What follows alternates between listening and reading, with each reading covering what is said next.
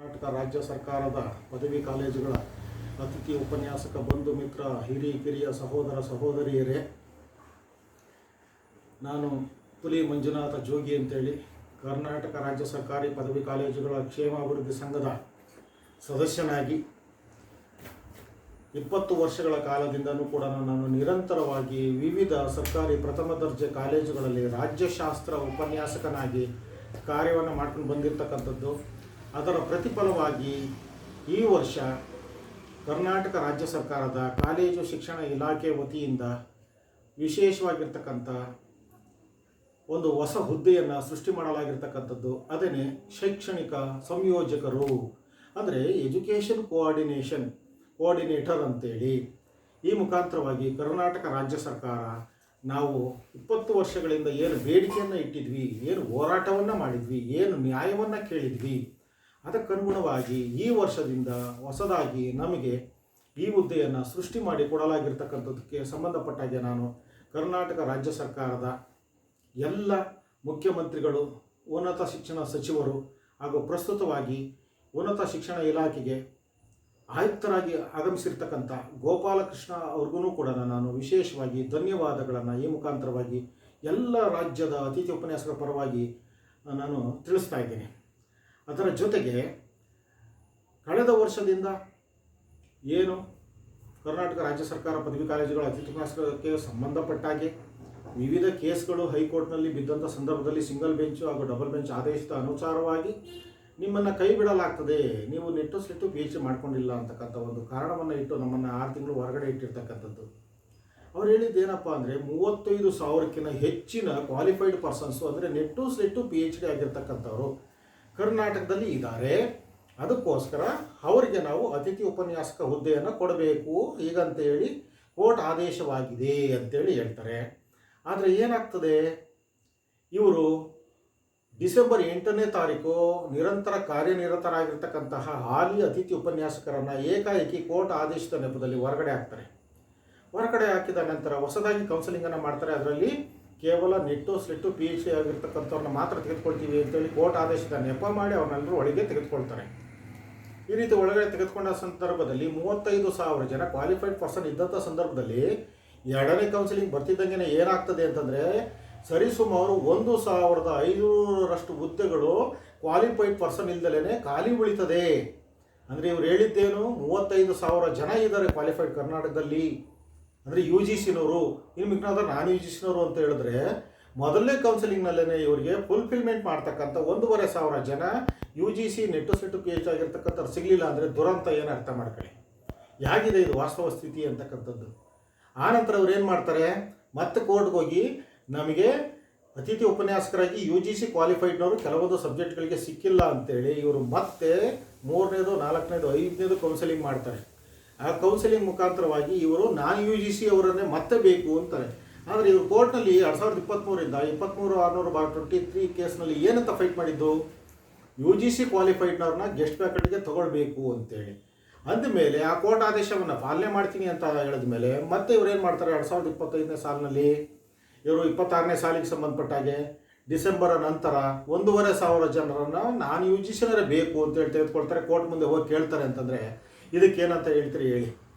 2 ರೀತಿಯ ದ್ವಂದ್ವ ನೀತಿಗಳು, ದ್ವಂದ್ವ ತೀರ್ಪುಗಳು, ದ್ವಂದ್ವ ಕಾನೂನುಗಳನ್ನು ಜಾರಿಗೊಳಿಸ್ತಕ್ಕಂಥ ಉನ್ನತ ಶಿಕ್ಷಣ ಇಲಾಖೆಯಲ್ಲಿ ಇರ್ತಕ್ಕಂಥ ಮಹಾನ್ ಕಾನೂನು ಪಂಡಿತರು ಆಗಿರ್ತಕ್ಕಂಥದ್ದು. ಇವ್ರು ಮಾಡಿರ್ತಕ್ಕಂಥ ಈ ತಪ್ಪಿಗೆ 6 ತಿಂಗಳು UGC ನಾನ್ ಕ್ವಾಲಿಫೈಡ್ ಅಂತ ಏನು ಕರೆದು ಅವರೆಲ್ಲ ಹೊರಗಡೆ ಉಳಿಬೇಕಾಯಿತು.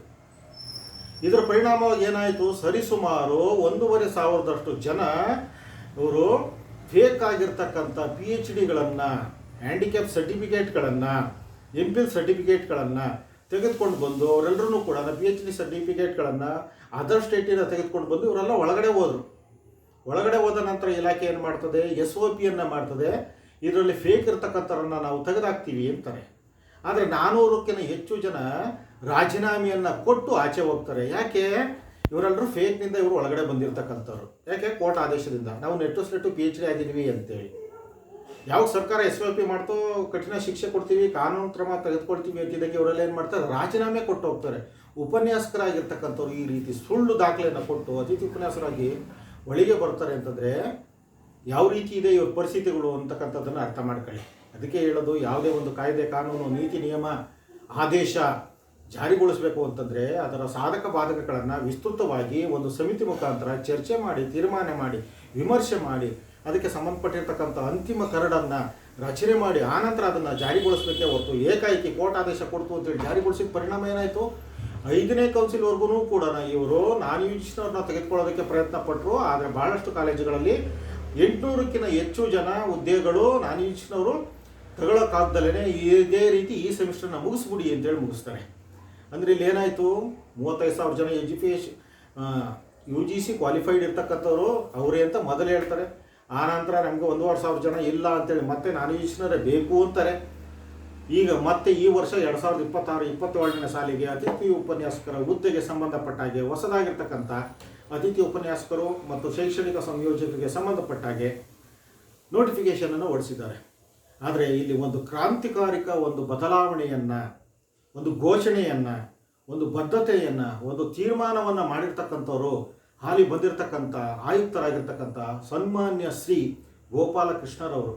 ಒಬ್ಬರು ಸಚಿವರಿಲ್ಲದೆ ಒಂದು ಇಲಾಖೆಯಲ್ಲಿ ಒಂದು ಕ್ರಾಂತಿಕಾರಿಕ ಬದಲಾವಣೆಯನ್ನು ತಂದು SC, ST, OBC, ಮೈನಾರಿಟೀಸ್ ಅಂತೇಳಿ ಎಲ್ಲ ರೀತಿಯ ಒಂದು ಮೀಸಲಾತಿಯನ್ನು ಇವರು ಜಾರಿಗೊಳಿಸಿರ್ತಕ್ಕಂಥದ್ದು. ಅದಕ್ಕೆ ನಾನು ಅವರಿಗೆ ಶಿರಸಾಷ್ಟಾಂಗ ನಮಸ್ಕಾರವನ್ನು ಮಾಡ್ತೇನೆ. ಕರ್ನಾಟಕ ರಾಜ್ಯ ಸರ್ಕಾರಿ ಪದವಿ ಕಾಲೇಜುಗಳ ಎಲ್ಲ ಅತಿಥಿ ಉಪನ್ಯಾಸಕರಿಗೆ ಈ ಮುಖಾಂತರವಾಗಿ ಒಂದು ಮೀಸಲಾತಿಯನ್ನು ಕೊಟ್ಟು ಒಂದು ಜವಾಬ್ದಾರಿಯುತವಾಗಿರ್ತಕ್ಕಂಥ ಒಂದು ನಡೆಯನ್ನು ಇಟ್ಟಿರ್ತಕ್ಕಂಥದ್ದು ನಿಜವಾಗಲೂ ಕೂಡ ಅವರು ಅಭಿನಂದನಾರ್ಹರು. ಈ ಮುಖಾಂತರವಾಗಿ ಯಾವುದೇ ಒಬ್ಬ ಅರ್ಹನಿಗೆ ಯಾವುದೇ ರೀತಿ ತೊಂದರೆ ಆಗಬಾರದು ಅಂತೇಳಿ ಎಲ್ರಿಗೂ ಕೂಡ ಇವತ್ತು ವಿಶೇಷವಾಗಿ ಕಾನೂನು ಮುಖಾಂತರವಾಗಿ ಇವರು ಜವಾಬ್ದಾರಿಯುತವಾಗಿ ಯಾವುದೇ ತಪ್ಪುಗಳಿಲ್ಲದೆ, ಯಾವುದೇ ಲೋಪದೋಷಗಳಿಲ್ಲದೆ ಇವರು ಇದನ್ನು ತಕ್ಷಣ ಜಾರಿಗೊಳಿಸಿರ್ತಕ್ಕಂಥದ್ದು. ನೋಡಿ, ಇಂಥ ಒಂದು ಅಧಿಕಾರಿ ವರ್ಗ ಬರಬೇಕು ನಮಗೆ. ಇಂಥ ಒಬ್ಬರು ವ್ಯವಸ್ಥಿತವಾಗಿರ್ತಕ್ಕಂಥ, ಜವಾಬ್ದಾರಿಯುತವಾಗಿರ್ತಕ್ಕಂಥ, ಕಾನೂನನ್ನು ತಿಳ್ಕೊಂಡಿರ್ತಕ್ಕಂಥ, ಸರ್ಕಾರದ ನೀತಿ ನಿಯಮಗಳನ್ನು ಅರ್ಥಕೊಂಡಿರ್ತಕ್ಕಂಥ ಅಧಿಕಾರಿಗಳು ಬರಬೇಕು. ಆವಾಗ ನಿಜವಾಗ್ಲೂ ಕೂಡ ಇಲಾಖೆ ಸದೃಢವಾಗ್ತದೆ, ಶಿಕ್ಷಣ ಇಲಾಖೆ ಜವಾಬ್ದಾರಿಯುತವಾಗಿ ಕೆಲಸ ಮಾಡ್ತದೆ, 430 ಕಾಲೇಜಿನ ವಿದ್ಯಾರ್ಥಿಗಳಿಗೆ ಅನ್ಯಾಯ ಆಗೋದಿಲ್ಲ, ಎಲ್ಲ ಕೂಡ ಒಳ್ಳೆಯದಾಗ್ತದೆ. ಹಿಂದೆ ಇರ್ತಕ್ಕಂಥ ಆಯುಕ್ತರು ಮಾಡಿರ್ತಕ್ಕಂಥ ಒಂದು ತಪ್ಪು ಏನಪ್ಪ, ಹೈದರಾಬಾದ್ ಕರ್ನಾಟಕ ಮೀಸಲಾತಿ, ಕಲ್ಯಾಣ ಕರ್ನಾಟಕ ಮೀಸಲಾತಿಯನ್ನು ಮಾತ್ರ ಕೊಟ್ಟರು.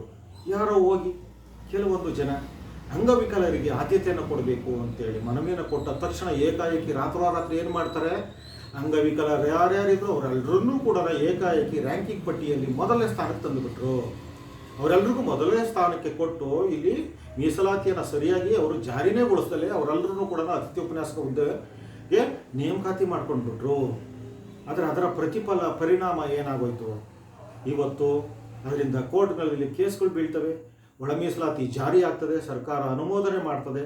ಅದನ್ನು ಇವತ್ತಿನ ಬಂದಿರತಕ್ಕಂಥ ಆಯುಕ್ತರು ಅಧಿಕೃತವಾಗಿ, ಸಂವಿಧಾನಾತ್ಮಕವಾಗಿ, ಕಾನೂನಾತ್ಮಕವಾಗಿ ಅದನ್ನು ತಮ್ಮ ಆದೇಶದಲ್ಲಿ ಇಂಪ್ಲಿಮೆಂಟ್ ಮಾಡಿ ಜಾರಿಗೊಳಿಸಿ ಇವತ್ತು ಅದಕ್ಕೆ ಎಲ್ಲರಿಗೂ ಕೂಡ ಅವರ ಮೀಸಲಾತಿಗೆ ಅನುಗುಣವಾಗಿ ಒಂದು ಪ್ರಾವಿಷನಲ್ ಲಿಸ್ಟನ್ನು ಬಿಟ್ಟಿರ್ತಕ್ಕಂಥದ್ದನ್ನು ನೋಡಿದ್ರೆ ಭಾಳ ಖುಷಿ ಆಗ್ತದೆ, ಸಂತೋಷ ಆಗ್ತದೆ. ಇದಕ್ಕೋಸ್ಕರ ಮತ್ತೆ ನಾನು ಅವರಿಗೆ ನಮ್ಮ ಕರ್ನಾಟಕ ರಾಜ್ಯ ಸರ್ಕಾರಿ ಪದವಿ ಕಾಲೇಜುಗಳ ಅತಿಥಿ ಉಪನ್ಯಾಸಕರ ಕ್ಷೇಮಾಭಿವೃದ್ಧಿ ಸಂಘದ ವತಿಯಿಂದಾಗಿ ನಾನು ಮತ್ತೊಮ್ಮೆ ಅವರಿಗೆ ಅಭಿನಂದನೆಗಳನ್ನು, ಧನ್ಯವಾದಗಳನ್ನು ನಾನು ತಿಳಿಸ್ತಾ ಇದ್ದೇನೆ. ಇದಕ್ಕೆಲ್ಲದಕ್ಕೂ ಕೂಡ ಕಾರಣೀಭೂತರಾಗಿರ್ತಕ್ಕಂಥವ್ರು ಪ್ರತ್ಯಕ್ಷ ಪರೋಕ್ಷವಾಗಿ ಯಾರೇ ಇರಲಿ ಅವರೆಲ್ಲರಿಗೂ ಕೂಡ ನಾನು ಧನ್ಯವಾದವನ್ನು ತಿಳಿಸ್ತೇನೆ. ಈ ರೀತಿಯಾಗಿರ್ತಕ್ಕಂಥ ಒಂದು ಜವಾಬ್ದಾರಿಯುತ ನಡೆ ಯಾವುದು ಕೂಡ ಶಿಕ್ಷಕರಲ್ಲಿ ಒಂದು ಒಳ್ಳೆಯ ಒಂದು ಜವಾಬ್ದಾರಿಯುತ ನಡವಳಿಕೆಯನ್ನು ಬೆಳೆಸ್ಕೊಳ್ಳೋದಕ್ಕೆ, ಅದನ್ನು ಉಳಿಸ್ಕೊಳ್ಳೋದಕ್ಕೆ, ಅದನ್ನು ಮುಂದುವರಿಸೋದಕ್ಕೆ ಅನುಕೂಲ ಆಗ್ತದೆ. ಅದೇ ರೀತಿಯಾಗಿ ವಿದ್ಯಾರ್ಥಿಗಳಲ್ಲೂ ಕೂಡ ಒಂದು ಉತ್ತಮವಾಗಿರ್ತಕ್ಕಂತಹ ಗುಣಮಟ್ಟದಾಗಿರ್ತಕ್ಕಂತಹ ಶಿಕ್ಷಣವನ್ನು ಕೊಡೋದಕ್ಕೆ ಸಾಧ್ಯ ಆಗ್ತದೆ. ಈ ಒಂದು ಕಾರಣಕ್ಕೆ ಪ್ರಸ್ತುತ ಈ ಒಂದು ಕಾಲೇಜು ಶಿಕ್ಷಣ ಇಲಾಖೆ ಆಯುಕ್ತರ ನಡೆಯನ್ನು ಎಲ್ಲರ ಪರವಾಗಿ ನಾನು ಅತಿ ಹೆಚ್ಚು ಶ್ಲಾಘನೆ ಮಾಡ್ತಕ್ಕಂಥ ಒಂದು ಕೆಲಸವನ್ನು ನಿಮ್ಮೆಲ್ಲರ ಪರವಾಗಿ ನಾನು ಮಾಡ್ತಾ ಇದ್ದೇನೆ. ಅದಕ್ಕೆ ನಿಮ್ಮೆಲ್ಲರಿಗೂ ಕೂಡ ಧನ್ಯವಾದಗಳು. ಇಷ್ಟು ವರ್ಷ ನೀವೆಲ್ಲರೂ ಕೊಟ್ಟಿರ್ತಕ್ಕಂಥ ಒಂದು ಬೆಂಬಲ, ಸಹಕಾರ ಅದೆಲ್ಲದೂ ಕೂಡ ಇವತ್ತು ನಮ್ಮ ಮನವಿಯನ್ನು ಪರಿಗಣಿಸಿ ಆಯುಕ್ತರು ಮೀಸಲಾತಿಯನ್ನು ಕಲ್ಪನೆ ಮಾಡಿರ್ತಕ್ಕಂಥದ್ದು, ಅದನ್ನು ಇವತ್ತು ಜಾರಿಗೊಳಿಸಿರ್ತಕ್ಕಂಥದ್ದು, ಅದಕ್ಕೂ ಕೂಡ ಇದಕ್ಕೆ ಸಂಬಂಧಪಟ್ಟ ಹಾಗೆ ಇನ್ನು ಮುಂದೆ ಯಥಾವತ್ತಾಗಿ ಸಂವಿಧಾನ ಮತ್ತು ಕಾನೂನಾತ್ಮಕವಾಗಿ ಎಲ್ರಿಗೂ ಕೂಡ ಒಳ್ಳೆಯದಾಗ್ತದೆ. ಅತಿಥಿ ಉಪನ್ಯಾಸಕರಾಗಿ ಅದರ ಜೊತೆಗೆ ಯಾರು 20 ವರ್ಷ ಮೇಲ್ಪಟ್ಟಿರ್ತಕ್ಕಂಥವ್ರು, ಅಂದರೆ 35 ವರ್ಷ ಮೇಲ್ಪಟ್ಟಿರ್ತಕ್ಕಂಥವ್ರು, 59 ವರ್ಷದ ಒಳಗಿರ್ತಕ್ಕಂಥವ್ರು, ಅವರ 20 ವರ್ಷದ ಸೇವೆಯನ್ನು ಪರಿಗಣನೆ ಮಾಡಿ ಇವತ್ತು ಏನು ಮಾಡ್ತಾ ಇದ್ದಾರೆ ಅಂತಂದರೆ ಅವರಿಗೆ ಅಧಿಕೃತವಾಗಿ ಇವರ ಸೇವೆಯನ್ನು ಪರಿಗಣಿಸಿ ಅದೇ 430 ಕಾಲೇಜುಗಳಿಗೆ ಸಂಬಂಧಪಟ್ಟ ಹಾಗೆ ಶೈಕ್ಷಣಿಕ ಸಂಯೋಜಕ ಹುದ್ದೆಯನ್ನು ಸೃಷ್ಟಿ ಮಾಡಿ ಆ ಹುದ್ದೆಗೆ ಸಂಬಂಧಪಟ್ಟಾಗಿ ಈಗಾಗಲೇ ಕ್ಯಾಬಿನೆಟ್ ಅನುಮೋದನೆಯನ್ನು ಮಾಡಿ ಫೈನಾನ್ಸ್ ಅಪ್ರೂವಲನ್ನು ಕೊಟ್ಟು 97 ಕೋಟಿಯನ್ನು ಮೀಸಲಿಟ್ಟಿರ್ತಕ್ಕಂಥ ಎಲ್ಲ ಒಂದು ಅಧಿಕಾರಿ ವರ್ಗಕ್ಕೆ, ಒಂದು ಉನ್ನತ ಶಿಕ್ಷಣ ಸಚಿವರಿಗೆ ಹಾಗೂ ಮುಖ್ಯಮಂತ್ರಿಗಳಿಗೆ ನಾನು ಧನ್ಯವಾದಗಳನ್ನು ತಿಳಿಸ್ತೇನೆ. ಇಂತಹ ಒಂದು ಕೆಲಸವನ್ನು ಮಾಡ್ತಕ್ಕಂಥ ಒಂದು ಜವಾಬ್ದಾರಿಯುತವಾದ ಈ ಒಂದು ಇಲಾಖೆಗೆ ನಾನು ಧನ್ಯವಾದವನ್ನು ತಿಳಿಸ್ತೇನೆ. ಕಾನೂನು ವಿಚಾರಕ್ಕೆ ಸಂಬಂಧಪಟ್ಟ ಹಾಗೆ ಕಾನೂನು ಆದೇಶವನ್ನು ನಾನು ಪರಿಪಾಲನೆ ಮಾಡ್ತೀನಿ ಅಂತೇಳಿ ಅದನ್ನು ಸರಿಯಾಗಿ ಪರಿಪಾಲನೆ ಮಾಡಬೇಕಾಗಿರ್ತಕ್ಕಂಥದ್ದು. ಆ ಒಂದು ಕಾರಣಕ್ಕೆ ಇವತ್ತು ಆ ಪಾಲನೆಗೆ ಮೊದಲ ಅಡಿಯನ್ನು ಇಟ್ಟಿರ್ತಕ್ಕಂಥ ಆಯುಕ್ತರಿಗೆ ನಾನು ಚಿರಸಾಷ್ಟಾಂಗವಾಗಿ ನಾನು ಯಾವತ್ತೂ ಕೂಡ ಅಭಿಮಾನದಿಂದ ಅವರಿಗೆ ಧನ್ಯವಾದನ ತಿಳಿಸ್ತೇನೆ. ಇದರ ಜೊತೆಗೆ ಇನ್ನೊಂದು ಏನಪ್ಪ ಅಂತಂದರೆ ಪ್ರಮುಖವಾಗಿ ಇರ್ತಕ್ಕಂಥದ್ದು, ಪ್ರಸ್ತುತ ಯಾರು ಫೇಕ್ PhDಯನ್ನು, MPhil ನೆಟ್ಟು ಸ್ಲೇಟನ್ನು ಕೊಟ್ಟಿರ್ತಕ್ಕಂಥವ್ರು, ಫೇಕ್ ಸರ್ವಿಸ್ ಸರ್ಟಿಫಿಕೇಟನ್ನು ಕೊಟ್ಟಿರ್ತಕ್ಕಂಥವ್ರು, ಅವರಿಗೆ ವಿರುದ್ಧವಾಗಿ ಇವತ್ತು ನಾನು ಕಾನೂನಾತ್ಮಕವಾಗಿ ಅವ್ರ ವಿರುದ್ಧ ಕ್ರಮ ಕೈಗೊಳ್ತೇನೆ ಅಂತೇಳಿ ಅವರು ಆದೇಶವನ್ನು ಹೊರಡಿಸಿರ್ತಕ್ಕಂಥದ್ದು. ಅದು ಕೂಡ ಉತ್ತಮ ನಡೆಯಾಗಿರ್ತಕ್ಕಂಥದ್ದು. ಈ ರೀತಿ ಒಳ್ಳೆ ವಿಚಾರಕ್ಕೆ ಸಂಬಂಧಪಟ್ಟಾಗಿ ಜವಾಬ್ದಾರಿಯುತವಾಗಿರ್ತಕ್ಕಂಥ ನಡೆಯನ್ನು ಅನುಸರಿಸ್ತಾ ಇರ್ತಕ್ಕಂಥ ಪ್ರಸ್ತುತ ಆಯುಕ್ತರಿಗೆ ಸಂಬಂಧಪಟ್ಟಾಗೆ ಒಬ್ಬರು ಮಿನಿಸ್ಟ್ರಿ ಇಲ್ದಲೇ ಒಂದು ಇಲಾಖೆಯನ್ನು ಒಂದು ವಾರದಲ್ಲಿ ಅವರು ಅಧಿಕಾರಕ್ಕೆ ಬಂದ ತಕ್ಷಣ ಈ ರೀತಿ ಕ್ರಾಂತಿಕಾರಕವಾಗಿ ಬದಲಾವಣೆಯನ್ನು ಮಾಡಿ ಎಲ್ಲ ಹಿರಿಯರು, ಅರ್ಹರು, UGC ಕ್ವಾಲಿಫೈಡ್ ಮತ್ತು ನಾನ್ ಕ್ವಾಲಿಫೈಡ್ ಎಲ್ರಿಗೂ ಕೂಡ ನಾವು ನ್ಯಾಯವನ್ನು ಒದಗಿಸಿಕೊಟ್ಟಿರ್ತಕ್ಕಂಥ ಒಂದು ಕಾರಣಕ್ಕೆ ನಾವು ನಿಮ್ಮೆಲ್ಲರ ಪರವಾಗಿ ಆದಷ್ಟು ಬೇಗ ಶೀಘ್ರವಾಗಿ ಅವ್ರಿಗೆ ಒಂದು ಅಭಿನಂದನೆಯನ್ನು, ಒಂದು ಧನ್ಯವಾದವನ್ನು, ಒಂದು ಸನ್ಮಾನವನ್ನು ಮಾಡೋಣ ಅಂತಕ್ಕಂಥದ್ದು ನನ್ನ ಒಂದು ಅಭಿಪ್ರಾಯ. ಅದಕ್ಕೋಸ್ಕರ ಎಲ್ಲರೂ ಕೂಡ ಕೈ ಜೋಡಿಸಿ ನೀವು ಪ್ರತ್ಯಕ್ಷವಾಗಿ ಪರೋಕ್ಷವಾಗಿ ಎಲ್ಲರೂ ಕೂಡ ಅವ್ರಿಗೆ ಧನ್ಯವಾದವನ್ನು ತಿಳಿಸಿ ಈ ಒಂದು ಗುಣಾತ್ಮಕವಾಗಿರ್ತಕ್ಕಂಥ ಈ ಒಂದು ಕೆಲಸಕ್ಕೆ ನಿಮ್ಮೆಲ್ಲರ ಒಂದು ಬೆಂಬಲ ಸಹಕಾರ ಇರಲಿ ಅಂತೇಳಿ ಎಲ್ರಿಗೂ ನಾನು ಧನ್ಯವಾದ ಹೇಳ್ತೀನಿ. ಜೈ ಭುವನೇಶ್ವರಿ, ಜೈ ಕರ್ನಾಟಕ.